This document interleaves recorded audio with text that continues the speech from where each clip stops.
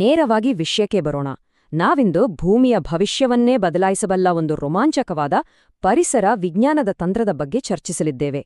ನಮ್ಮ ಜಾಗತಿಕ ಪರಿಸರ ವ್ಯವಸ್ಥೆಯನ್ನು ನಾಶ ಮಾಡ್ತಿರುವ ಒಂದು ಆಕ್ರಮಣಕಾರಿ ಸಸ್ಯವನ್ನು ನಮ್ಮ ಮಣ್ಣಿಗಾಗಿ ಶತಕೋಟಿ ಡಾಲರ್ ಮೌಲ್ಯದ ಖನಿಜ ನಿಕ್ಷೇಪವಾಗಿ ಹೇಗೆ ಪರಿವರ್ತಿಸಬಹುದು ಎಂಬುದನ್ನು ನಾವು ನೋಡಲಿದ್ದೇವೆ. ಇದು ಕೇವಲ ಕಳೆ ಕೀಳುವ ಸಾಮಾನ್ಯ ಕೆಲಸವಲ್ಲ, ಇದು ನಮ್ಮ ಭೂಮಿಯ ಫಲವತ್ತತೆಯ ಕಥೆಯನ್ನೇ ಸಂಪೂರ್ಣವಾಗಿ ಬದಲಾಯಿಸುವ ಒಂದು ಅದ್ಭುತ ಮಣ್ಣಿನ ಹ್ಯಾಕ್. ಒಂದು ಕ್ಷಣ ಯೋಚಿಸಿ. ಇಡೀ ಪರಿಸರವನ್ನು ಉಸಿರುಗಟ್ಟಿಸುವ ಒಂದು ವಿಷಕಾರಿ ಕಳೆ ವಾಸ್ತವವಾಗಿ ಅನಂತ ಮಣ್ಣಿನ ಫಲವತ್ತತೆಯ ರಹಸ್ಯ ಕೀಲಿಕೈ ಆಗಿರಲು ಸಾಧ್ಯವೇ? ಹೌದು, ಖಂಡಿತ ಸಾಧ್ಯ. ನಾವು ವಿನಾಶಕಾರಿ ಲ್ಯಾಂಟಾನಾ ಸಸ್ಯವನ್ನು ಬಳಸಿಕೊಂಡು ಕೈಗಾರಿಕಾ ರಾಸಾಯನಿಕಗಳ ಒಂದು ಹನಿಯನ್ನು ಕೂಡ ಬಳಸದೆ ಮಣ್ಣಿನ ಆಮ್ಲೀಯತೆಯನ್ನು ಶಾಶ್ವತವಾಗಿ ಹೇಗೆ ಹಿಮ್ಮೆಟ್ಟಿಸಬಹುದು ಎಂಬ ಬೃಹತ್ ಅವಕಾಶವನ್ನು ಪರಿಶೋಧಿಸುತ್ತಿದ್ದೇವೆ. ಇದು ನಿಸರ್ಗದ ಅತಿದೊಡ್ಡ ಸಮಸ್ಯೆಯನ್ನೇ ನಿಸರ್ಗದ ಪರಿಹಾರವನ್ನಾಗಿ ಬದಲಾಯಿಸುವ ಮಾಸ್ಟರ್ ಪ್ಲಾನ್. ಈ ಸಸ್ಯಶಾಸ್ತ್ರೀಯ ಆಕ್ರಮಣಕಾರಿಯನ್ನು ಸೋಲಿಸಬೇಕಾದರೆ ಅದು ನಮ್ಮ ಸ್ಥಳೀಯ ಪರಿಸರವನ್ನು ಹೇಗೆ ನಾಶ ಮಾಡ್ತಿದೆ ಅನ್ನೋದನ್ನ ಮೊದಲು ಅರ್ಥ ಮಾಡ್ಕೊಳ್ಬೇಕು. ಲ್ಯಾಂಟಾನಾ ಸಸ್ಯವು ಅಲೆಲೋಪಾಥಿಕ್ ಗುಣವನ್ನು ಹೊಂದಿದೆ. ಅಂದರೆ ತನ್ನ ಸುತ್ತಮುತ್ತ ಬೇರೆ ಯಾವ ಸಸ್ಯವೂ ಬೆಳೆಯದಂತೆ ತಡೆಯಲು ಇದು ಮಣ್ಣಿಗೆ ನಿರಂತರವಾಗಿ ರಾಸಾಯನಿಕಗಳನ್ನು ಬಿಡುಗಡೆ ಮಾಡ್ತದೆ. ಈ ಮೂಲಕ ತನ್ನ ಸುತ್ತಲಿನ ಜಾಗವನ್ನೆಲ್ಲ ಸಂಪೂರ್ಣವಾಗಿ ನಿರ್ಜೀವವಾದ ಜೈವಿಕ ಮರುಭೂಮಿಯನ್ನಾಗಿ ಸೃಷ್ಟಿಸಿಬಿಡ್ತದೆ. ಆದರೆ ಅಸಲಿ ಮ್ಯಾಜಿಕ್ ಇರೋದು ಇಲ್ಲೇ. ಲಂಟಾನವನ್ನು ಕೇವಲ ಒಂದು ಕಳೆ ಅಂತ ಅಂದುಕೊಳ್ಳಬೇಡಿ. ವಾಸ್ತವದಲ್ಲಿ ಇದೊಂದು ಆಳವಾದ ಬೇರುಗಳಿರುವ ಅತ್ಯದ್ಭುತ ಜೈವಿಕ ಖನಿಜ ಬ್ಯಾಟರಿ. ಮಣ್ಣಿನ ಆಳದಿಂದ ಬೆಲೆಬಾಳುವ ಪೊಟ್ಯಾಷಿಯಂ, ಮೆಗ್ನೀಷಿಯಂ ಮತ್ತು ಸೂಕ್ಷ್ಮ ಪೋಷಕಾಂಶಗಳನ್ನು ಎಳೆದುಕೊಂಡು ತನ್ನ ಮರದಂತಹ ಕಾಂಡಗಳಲ್ಲಿ ಇದು ಭದ್ರವಾಗಿ ಶೇಖರಿಸಿರುತ್ತದೆ. ನಾವು ಈ ಕಾಂಡಗಳನ್ನು ಸುಮ್ಮನೆ ಕತ್ತರಿಸಿ ಬಿಸಾಕಿದರೆ ಆ ಖನಿಜಗಳೆಲ್ಲ ವ್ಯರ್ಥವಾಗುತ್ತವೆ. ಆದರೆ ಅದನ್ನು ಸರಿಯಾಗಿ ಬಳಸಿಕೊಂಡರೆ ಅದೊಂದು ಬಹುದೊಡ್ಡ ಸಂಪನ್ಮೂಲ. ಈಗ ಆ ಖನಿಜಗಳನ್ನು ಹೊರತೆಗೆಯುವುದು ಹೇಗೆ? ಇಲ್ಲಿ ನಾವು ಸಾಂಪ್ರದಾಯಿಕ ದಹನ ಕ್ರಿಯೆಗೂ ಮತ್ತು ಉಷ್ಣ ವಿಭಜನೆಯ ಅದ್ಭುತ ವಿಜ್ಞಾನವಾದ ಪೈರೋಲಿಸಿಸ್ಗೂ ಇರುವ ದೊಡ್ಡ ವ್ಯತ್ಯಾಸವನ್ನು ಸ್ಪಷ್ಟವಾಗಿ ತಿಳಿದುಕೊಳ್ಳಲೇಬೇಕು. ಬೆಂಕಿಯಲ್ಲಿ ಮರವನ್ನು ಸುಟ್ಟಾಗ ಆಮ್ಲಜನಕದ ಜೊತೆ ಸೇರಿ ಪೋಷಕಾಂಶಗಳೆಲ್ಲ ನಾಶವಾಗುತ್ತವೆ ಮತ್ತು ವಾತಾವರಣಕ್ಕೆ CO2 ಬಿಡುಗಡೆಯಾಗುತ್ತದೆ. ಆದರೆ ಅತ್ಯಲ್ಪ ಆಮ್ಲಜನಕ ಮತ್ತು ಶಾಖವನ್ನು ಬಳಸಿ ಮಾಡುವ ಪೈರೋಲಿಸಿಸ್ ಪ್ರಕ್ರಿಯೆಯು ಮರವನ್ನು ಸುಡದೆ ಬೇಯಿಸುತ್ತದೆ ಮತ್ತು ಅದನ್ನು ಅತ್ಯಮೂಲ್ಯವಾದ ಬಯೋಚಾರ್ ಹಾಗೂ ಸಿಂಗ್ಯಾಸ್ ಆಗಿ ಪರಿವರ್ತಿಸುತ್ತದೆ. ಟಾಪ್ಲೆಟ್ ಅಪ್ ಡ್ರಾಫ್ಟ್ ಅಂದರೆ TLUD ಗೂಡಿನೊಳಗೆ ಈ ಅದ್ಭುತ ಪ್ರಕ್ರಿಯೆ ಹೇಗೆ ಜರುಗುತ್ತದೆ ಅಂತ ನೋಡೋಣ. ಮೊದಲಿಗೆ ಈ ಜೈವಿಕ ರಾಶಿಯನ್ನು 450ರಿಂದ 600 ಡಿಗ್ರಿ ಸೆಲ್ಸಿಯಸ್ ವರೆಗೆ ಬಿಸಿ ಮಾಡಲಾಗುತ್ತದೆ. ಆಗ ಅದರೊಳಗಿನ ಬಾಷ್ಪಶೀಲ ವಸ್ತುಗಳೆಲ್ಲ ಆವಿಯಾಗಿ ಸಿಂಗ್ಯಾಸ್ ಆಗುತ್ತವೆ. ಗೂಡಿನ ಮೇಲ್ಭಾಗದಲ್ಲಿ ಉರಿಯುವ ಜ್ವಾಲೆಯು ಹೊರಗಿನ ಆಮ್ಲಜನಕ ಒಳಬರದಂತೆ ತಡೆಯುತ್ತದೆ. ಇದರಿಂದಾಗಿ ಮರವು ಬೂದಿಯಾಗದೆ ಕೇವಲ ಬೇಯುತ್ತದೆ. ಅಂತಿಮವಾಗಿ ನಮಗೆ ಸಿಗುವುದು ಖನಿಜಗಳಿಂದ ತುಂಬಿದ ಶುದ್ಧ ಕಾರ್ಬನ್ ಅಸ್ಥಿಪಂಜರ ಮಾತ್ರ. ಇಲ್ಲಿ ಗಮನಿಸಬೇಕಾದ ಅತ್ಯಂತ ಪ್ರಮುಖ ಅಂಶವೆಂದರೆ ಈ ಸರಿಯಾದ ಪೈರೋಲಿಸಿಸ್ ಪ್ರಕ್ರಿಯೆಯಿಂದಾಗಿ ಸಸ್ಯದಲ್ಲಿದ್ದ ಮೂಲ ಇಂಗಾಲದ ಬರೋಬ್ಬರಿ 50% ಭಾಗ ಹಾಗೆಯೇ ಉಳಿದುಕೊಳ್ಳುತ್ತದೆ. ಮರವನ್ನು ಸುಮ್ಮನೆ ಸುಟ್ಟಾಗ ಇಂಗಾಲವೆಲ್ಲ ಗಾಳಿಗೆ ಸೇರಿ ಹೋಗುತ್ತದೆ. ಆದರೆ ಈ ವಿಧಾನದಲ್ಲಿ ಅದು ಘನ ರೂಪದಲ್ಲಿ ಲಾಕ್ ಆಗುತ್ತದೆ. ಇದು ವಾತಾವರಣಕ್ಕೆ ಸೇರಬಹುದಾಗಿದ್ದ ಇಂಗಾಲವನ್ನು ನೇರವಾಗಿ ತಡೆದು ಮಣ್ಣಿನಲ್ಲಿ ಸೇರಿಸಲು ನಮಗೆ ಸಿಗುವ ಬಹುದೊಡ್ಡ ಲಾಭ. ಇದು ನಿಜಕ್ಕೂ ಆಶ್ಚರ್ಯದ ವಿಷಯ. ಬಯೋಚಾರ್ನ ಒಳಗಿರುವ ಜೇನುಗೂಡಿನಂತಹ ಸೂಕ್ಷ್ಮರಚನೆ ಎಷ್ಟೊಂದು ಅದ್ಭುತವಾಗಿದೆಯೆಂದರೆ ಕೇವಲ 1 ಗ್ರಾಂ ಉತ್ತಮ ಗುಣಮಟ್ಟದ ಬಯೋಚಾರ್ 2 ಫುಟ್ಬಾಲ್ ಮೈದಾನಗಳಷ್ಟು ದೊಡ್ಡದಾದ ಮೇಲ್ಮೈ ವಿಸ್ತೀರ್ಣವನ್ನು ಹೊಂದಿರಬಲ್ಲದು. ಜೀವಂತ ಲಂಟಾನದ ಮೂಲಕ ನೀರನ್ನು ಸಾಗಿಸುತ್ತಿದ್ದ ಆ ನಾಳುಗಳೆಲ್ಲ ಈಗ ಖಾಲಿಯಾಗಿ ಅಸಂಖ್ಯಾತ ಸಣ್ಣ ಕೊಠಡಿಗಳಂತೆ ಮಾರ್ಪಟ್ಟು ಈ ಅಗಾಧವಾದ ಜಾಗವನ್ನು ಸೃಷ್ಟಿಸುತ್ತವೆ. ಈ ಅಗಾಧವಾದ ಮೇಲ್ಮೈ ಮಣ್ಣಿನೊಳಗೆ ಒಂದು ಕಾರ್ಬನ್ ಸ್ಪಾಂಜ್ ರೀತಿ ಕೆಲಸ ಮಾಡುತ್ತದೆ. ಈ ಸಣ್ಣ ಸಣ್ಣ ರಂಧ್ರಗಳು ಭೌತಿಕವಾಗಿ ನೀರಿನ ಹಿಡಿದಿಟ್ಟುಕೊಳ್ಳುವ ಜಲಾಶಯಗಳಾಗಿ ಬದಲಾಗುತ್ತವೆ. ಮರಳು ಮಣ್ಣಿನಲ್ಲೂ ಇದು ತೇವಾಂಶವನ್ನು ಕಾಯ್ದುಕೊಳ್ಳುತ್ತದೆ. ಇದರಿಂದಾಗಿ ನೀರಿನ ಬಳಕೆಯ ದಕ್ಷತೆಯು 20% ಹೆಚ್ಚಾಗುತ್ತದೆ. 2026ರಂತಹ ಭೀಕರ ಬಿಸಿಗಾಳಿಯ ಅಥವಾ ಬರಗಾಲದ ಸಮಯದಲ್ಲಿಯೂ ಸಹ ನಮ್ಮ ಬೆಳೆಗಳನ್ನು ತಂಪಾಗಿರಿಸಲು ಇದು ಪ್ರಬಲ ರಕ್ಷಣಾ ಕವಚವಾಗಿ ನಿಲ್ಲುತ್ತದೆ. ಈಗ ಕ್ಯಾಟಯಾನ್ ವಿನಿಮಯ ಸಾಮರ್ಥ್ಯ ಅಥವಾ CEC ಬಗ್ಗೆ ಮಾತನಾಡೋಣ. ಇದನ್ನೊಂದು ಭೂಮಿಯ ಅತ್ಯಾಧುನಿಕ ಸ್ಮಾರ್ಟ್ ಡೆಲಿವರಿ ಬ್ಯಾಟರಿ ಅಂತಲೇ ಕರೆಯಬಹುದು. ನೈಸರ್ಗಿಕವಾಗಿ ಬಯೋಚಾರ್ ಋಣಾತ್ಮಕ ಆವೇಶವನ್ನು ಹೊಂದಿರ್ತದೆ. ಇದು ಅಮೋನಿಯಂ, ಕ್ಯಾಲ್ಷಿಯಂನಂತಹ ಅತ್ಯಗತ್ಯ ಧನಾತ್ಮಕ ಪೋಷಕಾಂಶಗಳನ್ನು ಮಳೆಯ ನೀರಿನಲ್ಲಿ ಕೊಚ್ಚಿ ಹೋಗದಂತೆ ಮ್ಯಾಗ್ನೆಟ್ ತರಹ ಹಿಡಿದಿಟ್ಕೊಳ್ತದೆ. ಆ ಪೋಷಕಾಂಶಗಳನ್ನು ಅದು ಯಾವಾಗ ಬಿಡುಗಡೆ ಮಾಡುತ್ತದೆ?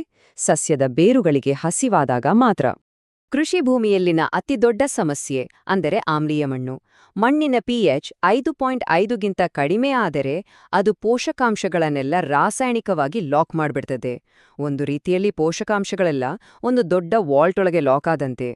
ಇದರಿಂದಾಗಿ ಮಣ್ಣಿನಲ್ಲಿ ಸಾಕಷ್ಟು ಪೋಷಕಾಂಶಗಳಿದ್ರೂ ಸಸ್ಯಗಳಿಗೆ ಅವು ಸಿಗೋದಿಲ್ಲ ಮತ್ತು ಬೆಳೆಗಳು ಹಸಿವಿನಿಂದಲೇ ಒಣಗಿ ಹೋಗ್ತವೆ.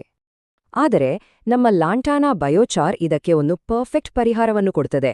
ಲಾಂಟಾನಾದಲ್ಲಿ ನೈಸರ್ಗಿಕವಾಗಿರುವ ಅಧಿಕ ಕ್ಷಾರೀಯ ಖನಿಜಾಂಶವನ್ನು ಬಳಸಿಕೊಂಡು ಮಣ್ಣಿನ ಪಿಎಚ್ ಅನ್ನು ನಿಖರವಾಗಿ 6.5ರ ಆದರ್ಶ ಮಟ್ಟಕ್ಕೆ ಶಾಶ್ವತವಾಗಿ ತಂದಿಳಿಸಬಹುದು.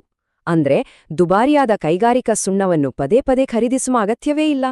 ಕೇವಲ ಒಮ್ಮೆ ಈ ಬಯೋಚಾರ್ ಸೇರಿಸಿದ್ರೆ ಸಾಕು, ಆಮ್ಲೀಯತೆಯ ಸಮಸ್ಯೆ ಶಾಶ್ವತವಾಗಿ ಬಗೆಹರಿಯುತ್ತದೆ. ಈ ಬಯೋಚಾರ್ನ ಸೂಕ್ಷ್ಮರಂಧ್ರಗಳು ಕೇವಲ ನೀರು ಮತ್ತು ಪೋಷಕಾಂಶಗಳಿಗೆ ಮಾತ್ರ ಸೀಮಿತವಾಗಿಲ್ಲ. ಇವು ಮೈಕೋರೈಸಲ್ ಶಿಲೀಂಧ್ರಗಳಿಗೆ ಅಂದರೆ ಮಣ್ಣಿಗೆ ಅತ್ಯಂತ ಉಪಯುಕ್ತವಾದ ಫಂಗಸ್ಗಳಿಗೆ ಒಂದು ಶಾಶ್ವತವಾದ ಸೇಫ್ ಬಂಕರ್ ರೀತಿ ಆಶ್ರಯ ನೀಡುತ್ತದೆ. ಮಣ್ಣಿನ ಇಂಟರ್ನೆಟ್ನಂತೆ ಕೆಲಸ ಮಾಡುವ ಈ ಸೂಕ್ಷ್ಮ ಶಿಲೀಂಧ್ರಗಳನ್ನು ನೆಮಟೋಡ್ಗಳಂತಹ ಪರಭಕ್ಷಕಗಳಿಂದ ರಕ್ಷಿಸಲು ಬಯೋಚಾರ್ ಒಂದು ಅಜೇಯವಾದ ಕೋಟೆಯನ್ನೇ ನಿರ್ಮಿಸುತ್ತದೆ. ಈ ಸೂಕ್ಷ್ಮಜೀವಿಗಳ ಅಭಯಾರಣ್ಯವನ್ನು ನಿರ್ಮಿಸುವ ಮೂಲಕ ನಾವು ಕೇವಲ ಮಣ್ಣಿಗೆ ಗೊಬ್ಬರವನ್ನು ಸೇರಿಸುತ್ತಿಲ್ಲ, ಬದಲಾಗಿ ನಮ್ಮ ಪಾದಗಳ ಕೆಳಗೆ ಒಂದು ಬೃಹತ್ ಸೂಕ್ಷ್ಮಜೀವಿಗಳ ಸಾಮ್ರಾಜ್ಯವನ್ನೇ ಸೃಷ್ಟಿಸುತ್ತಿದ್ದೇವೆ. ಇದರಿಂದ ಮಣ್ಣಿನ ಒಟ್ಟು ಸೂಕ್ಷ್ಮಜೀವಿಯ ಜೀವರಾಶಿಯು 20% ಹೆಚ್ಚಾಗುತ್ತದೆ. ಜೊತೆಗೆ ಪೋಷಕಾಂಶಗಳ ಚಕ್ರಕ್ಕೆ ಅಗತ್ಯವಾದ ಸಂಕೀರ್ಣ ಇಲೆಕ್ಟ್ರೋಕೆಮಿಕಲ್ ಪ್ರತಿಕ್ರಿಯೆಗಳು ಕೂಡ ಗಣನೀಯವಾಗಿ ವೇಗಗೊಳ್ಳುತ್ತವೆ. ಇದು ಕೇವಲ ಗಾಳಿಯ ಮಾತಲ್ಲ, ದತ್ತಾಂಶಗಳೇ ಇದನ್ನು ಸ್ಪಷ್ಟವಾಗಿ ಸಾಬೀತುಪಡಿಸುತ್ತವೆ. 1500ಕ್ಕೂ ಹೆಚ್ಚು ವೈಜ್ಞಾನಿಕ ಅಧ್ಯಯನಗಳ ಪ್ರಕಾರ ಕೇವಲ ಬಯೋಚಾರ್ ಬಳಕೆಯಿಂದ ಸಸ್ಯಗಳ ಬೆಳವಣಿಗೆಯಲ್ಲಿ ಬೃಹತ್ ಬದಲಾವಣೆಗಳಾಗಿವೆ. ಬೇರಿನ ಜೀವರಾಶಿಯಲ್ಲಿ 30%, ಮಣ್ಣಿನ ಸಾವಯವ ಇಂಗಾಲದಲ್ಲಿ 40% ಮತ್ತು ಬೇರಿನ ಉದ್ದದಲ್ಲಿ 50% ಭಾರೀ ಏರಿಕೆ ಕಂಡುಬಂದಿದೆ. ಇವು ನಿಜಕ್ಕೂ ಅದ್ಭುತ ಫಲಿತಾಂಶಗಳು. ಇದಲ್ಲದೆ ಈ ಮಣ್ಣಿನ ಹ್ಯಾಕ್ ನಮ್ಮ ಪರಿಸರವನ್ನು ಸಂರಕ್ಷಿಸುವ ಅತ್ಯದ್ಭುತ ಕೆಲಸವನ್ನೂ ಮಾಡ್ತದೆ. ಇದು ಸಸ್ಯಗಳಿಗೆ ಸೇರುವ ವಿಷಕಾರಿ ಭಾರೀ ಲೋಹಗಳನ್ನು 20-40% ತಗ್ಗಿಸುತ್ತದೆ. ಅಷ್ಟೇ ಅಲ್ಲ, ವಾತಾವರಣಕ್ಕೆ ಅತ್ಯಂತ ಅಪಾಯಕಾರಿಯಾದ ನೈಟ್ರಸ್ ಆಕ್ಸೈಡ್ ಹೊರಸೂಸುವಿಕೆಯನ್ನು ಬರೋಬ್ಬರಿ 35%ರಷ್ಟು ಕಡಿಮೆ ಮಾಡ್ತದೆ. ಇದು ಕೃಷಿ ಮತ್ತು ಪರಿಸರ ಎರಡಕ್ಕೂ ಗೆಲುವಿನ ಸಂಗತಿಯಾಗಿದೆ. ಇವೆಲ್ಲ ಭೌತಿಕ, ರಾಸಾಯನಿಕ ಮತ್ತು ಜೈವಿಕ ಲಾಭಗಳನ್ನು ಒಟ್ಟಾಗಿ ನೋಡಿದಾಗ ಅಂತಿಮವಾಗಿ ರೈತರಿಗೆ ಸಿಗುವ ಅತಿದೊಡ್ಡ ಫಲಿತಾಂಶ ಏನ್ಗೊತ್ತೇ? ಒಟ್ಟಾರೆ ಬೆಳೆ ಇಳುವರಿಯಲ್ಲಿ ಸತತ 10%ದಷ್ಟು ಹೆಚ್ಚಳ. ಯಾವುದೇ ದುಬಾರಿ ರಾಸಾಯನಿಕಗಳಿಲ್ಲದೆ ಕೇವಲ ನೈಸರ್ಗಿಕ ಪ್ರಕ್ರಿಯೆಯನ್ನು ಸರಿಪಡಿಸುವುದರಿಂದ ಸಿಗುವ ಖಚಿತವಾದ ಲಾಭ ಇದು. ಪ್ರತಿ ವರ್ಷವೂ ರಸಗೊಬ್ಬರ, ಕ್ರಿಮಿನಾಶಕಗಳಿಗಾಗಿ ಹಣ ಸುರಿಯುವ ವ್ಯವಸ್ಥೆಯನ್ನು ಬದಿಗೊತ್ತಿ ನಮ್ಮದೇ ಭೂಮಿಯಲ್ಲಿ ಅತ್ಯಂತ ಪರಿಣಾಮಕಾರಿಯಾದ ವೃತ್ತಾಕಾರದ ಆರ್ಥಿಕತೆಯನ್ನು ನಾವು ಇಲ್ಲಿ ಕಟ್ಟಬಹುದು. ಉಚಿತವಾಗಿ ಸಿಗುವ ಲಂಟಾಣವನ್ನು ಕತ್ತರಿಸಿ ಅದರಿಂದಲೇ ಸಿಗುವ ಸಿಂಗ್ಯಾಸ್ ಬಳಸಿ ಬಯೋಚಾರ್ ತಯಾರಿಸಿ ಮಣ್ಣಿಗೆ ಸೇರಿಸಿದರೆ ಕೇವಲ ಒಂದೇ ವರ್ಷದಲ್ಲಿ ನಾವೆಲ್ಲರೂ ಸೇರಿ ವಿಕೇಂದ್ರೀಕೃತ ಆಹಾರ ಭದ್ರತೆಯನ್ನು ಖಂಡಿತವಾಗಿಯೂ ಸಾಧಿಸಬಹುದು. ಮಳೆಗಾಲದಲ್ಲಿ ಕೊಚ್ಚಿ ಹೋಗುವ ಸಿಂಥೆಟಿಕ್ ರಾಸಾಯನಿಕಗಳ ರೀತಿ ಇದಲ್ಲ. ಈ ಕಾರ್ಬನ್ ಋಣಾತ್ಮಕ ಪರಿಹಾರ ನಂಬಲು ಅಸಾಧ್ಯವಾದಷ್ಟು ದೀರ್ಘಕಾಲ ಬಾಳಿಕೆ ಬರುತ್ತೆ. 0.20ರ ಹೈಡ್ರೋಜನ್ ಟು ಆರ್ಗ್ಯಾನಿಕ್ ಕಾರ್ಬನ್ ಅನುಪಾತವು ಇದು ಮಣ್ಣಿನಲ್ಲಿ ಎಷ್ಟು ದೀರ್ಘಕಾಲದವರೆಗೆ ಅತ್ಯಂತ ಸ್ಥಿರವಾಗಿರುತ್ತೆ ಅನ್ನೋದನ್ನ ವೈಜ್ಞಾನಿಕವಾಗಿ ಮತ್ತು ಸ್ಪಷ್ಟವಾಗಿ ಸಾಬೀತುಪಡಿಸುತ್ತದೆ.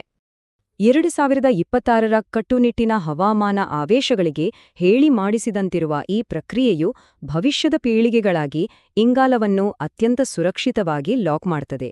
ಒಂದು ಅಂದಾಜಿನ ಪ್ರಕಾರ ಬಯೋಚಾರ್ ಮಣ್ಣಿಗೆ ಸೇರಿದ 100 ವರ್ಷಗಳ ನಂತರವೂ 80%ಕ್ಕಿಂತ ಹೆಚ್ಚು ಮೂಲ ಇಂಗಾಲವು ಮಣ್ಣಿನಲ್ಲೇ ಭದ್ರವಾಗಿ ಅಖಂಡವಾಗಿ ಉಳಿದುಕೊಳ್ಳುತ್ತದೆ. ಹಾಗಾಗಿ ಉತ್ತಮ ಗುಣಮಟ್ಟದ ಲಂಟಾನಾ ಬಯೋಚಾರ್ ಅನ್ನು ಮಣ್ಣಿಗೆ ಸೇರಿಸುವುದು ಕೇವಲ ಒಂದು ಬೆಳೆಯ ಪ್ರಶ್ನೆಯಲ್ಲ. ನಾವು ಭೂಮಿಯಲ್ಲಿ ಮುಂದಿನ 1000 ವರ್ಷಗಳವರೆಗೆ ಉಳಿಯುವ ಶಾಶ್ವತವಾದ ಮತ್ತು ಅತ್ಯಂತ ಫಲವತ್ತಾದ ಪರಂಪರೆಯೊಂದನ್ನು ನಿರ್ಮಿಸುತ್ತಿದ್ದೇವೆ ಎಂದರ್ಥ. ಈ ಒಂದೇ ಒಂದು ಸರಿಯಾದ ಹೆಜ್ಜೆ ಮುಂದಿನ 100 ತಲೆಮಾರುಗಳಿಗೆ ಫಲವತ್ತಾದ ಭೂಮಿಯನ್ನು ಕಾಣಿಕೆಯಾಗಿ ನೀಡುತ್ತದೆ. ಅಂತಿಮವಾಗಿ ನಮ್ಮೆಲ್ಲರ ಮುಂದಿರುವ ಅತಿ ಮುಖ್ಯ ಪ್ರಶ್ನೆ ಇದು: ಈ ಆಕ್ರಮಣಕಾರಿ ಕಳೆಗಳನ್ನ ಕೇವಲ ದುಬಾರಿ ತ್ಯಾಜ್ಯ ಅಂತಲೇ ನೋಡ್ತಾ ಕೂರ್ತೇವಾ, ಅಥವಾ ಮುಂದಿನ 1000 ವರ್ಷಗಳ ಪುನರುತ್ಪಾದಕ ಭವಿಷ್ಯದ ಬುನಾದಿಯಾಗಿ ಅವುಗಳನ್ನ ಬಳಸಿಕೊಳ್ಳಲು ಶುರುಮಾಡುತ್ತೇವಾ? ಪರಿಸರದ ಸಮಸ್ಯೆಯನ್ನೇ ಅದ್ಭುತ ಪರಿಹಾರವನ್ನಾಗಿ ಬದಲಾಯಿಸುವ ಶಕ್ತಿ ಮತ್ತು ತಂತ್ರಜ್ಞಾನ ಈಗ ನಮ್ಮ ಕೈಯಲ್ಲೇ ಇದೆ. ಇದರ ಬಗ್ಗೆ ಗಂಭೀರವಾಗಿ ಯೋಚಿಸಿ. ಮುಂದಿನ ಹೆಜ್ಜೆ ನಮ್ಮದೇ ಆಗಿರ್ಲಿ. ಈ ಮಾಹಿತಿ ನಿಮಗೆ ಉಪಯುಕ್ತ ಅನ್ಸಿದ್ರೆ ನಿಮ್ಮ ರೈತ ಸ್ನೇಹಿತರಿಗೆ ಶೇರ್ ಮಾಡಿ ಮತ್ತು ನಮ್ಮ ಚಾನೆಲ್ ಸಬ್ಸ್ಕ್ರೈಬ್ ಮಾಡಿ. ಕನ್ನಡದಲ್ಲಿ ಇನ್ನಷ್ಟು ಕೃಷಿ ವಿಷಯಗಳನ್ನು ತಂದುಕೊಡಲು ನಿಮ್ಮ ಸಪೋರ್ಟ್ ತುಂಬಾ ಮುಖ್ಯ. ಧನ್ಯವಾದಗಳು. ಮುಂದಿನ ಭಾಗದಲ್ಲಿ ಮತ್ತೆ ಭೇಟಿಯಾಗೋಣ. ನಮಸ್ಕಾರ.